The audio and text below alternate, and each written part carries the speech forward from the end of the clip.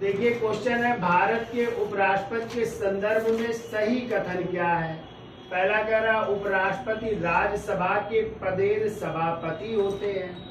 दूसरा कह रहा उपराष्ट्रपति राज्यसभा के सदस्य होते हैं। आंसर कह रहा है केवल एक सही है। आंसर बी कह रहा है ना तो एक सही है ना ही दो सही है।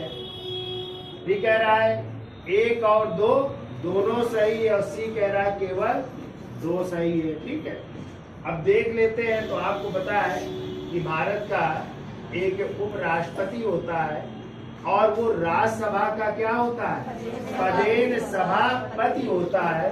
और ये कहता है अनुच्छेद 64, कौन सा अनुच्छेद 64 कहता है कि भारत का उपराष्ट्रपति क्या होता है, राज्यसभा का पदेन सभापति होता है। ठीक है, तो ये क्या है, सही है। ठीक है, ये कह रहा है उपराष्ट्रपति राज्यसभा के सदस्य होते हैं।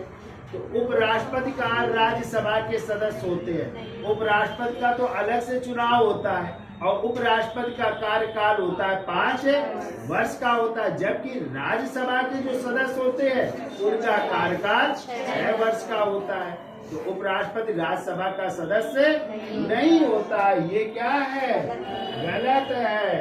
तो केवल क्या सही है, एक सही है। तो आंसर हो जाएगा केवल एक हो जाएगा।